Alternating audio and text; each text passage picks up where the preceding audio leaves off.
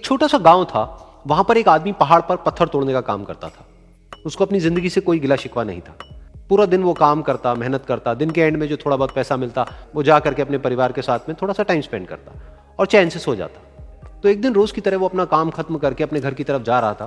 तो रास्ते में चलते चलते उसके मन में ख्याल आया कि ये भी कोई जिंदगी है कि सुबह से शाम तक मैं पत्थर तोड़ने का काम करता हूं और एंड में मेरे को थोड़े से पैसे मिलते हैं, जिसमें मुश्किल से मेरा और मेरे परिवार का गुजारा हो पाता है।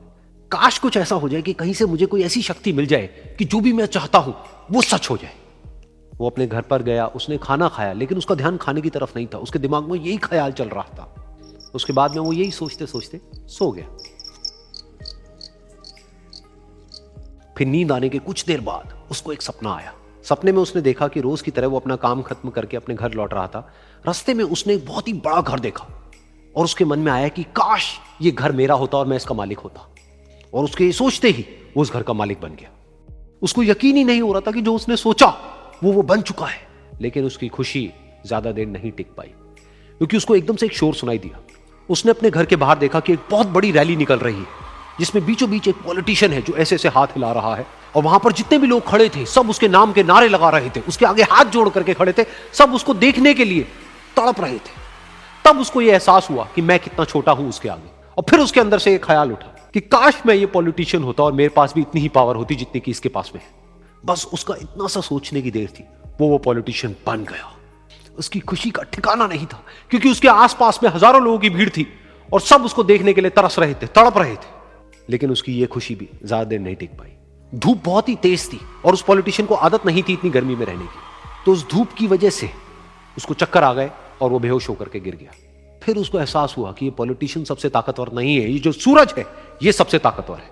और उसके मन में आया कि काश मैं ये सूरज बन जाऊं तो मेरे आगे कोई नहीं टिक पाएगा। और उसका इतना सा सोचने की देर थी और वो सूरज बन गया।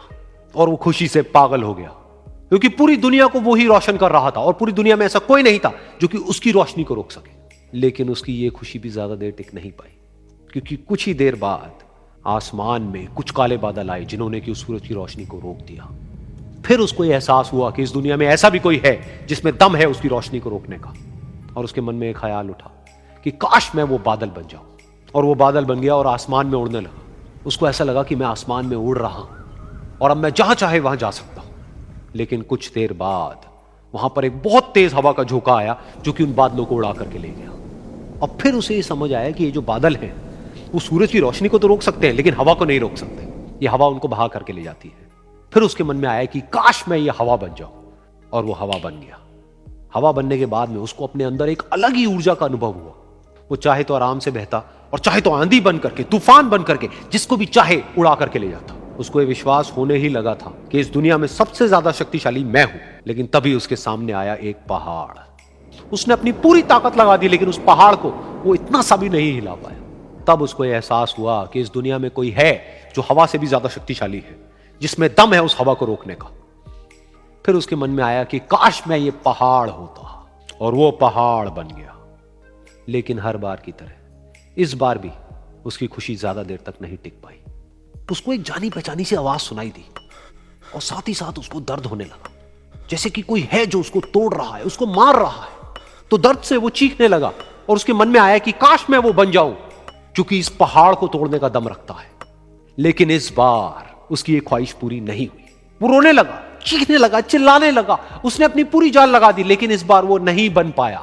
उसका दर्द बढ़ता ही चला जा रहा था और दर्द की वजह से एकदम से उसकी नींद खुली और सामने शीशा था। उसने शीशे में देखा और उसको समझ आया कि सपने में मैं वो क्यों नहीं बन पा रहा था जो मैं बनना चाहता था, क्योंकि असलियत में मैं वो ही हूं।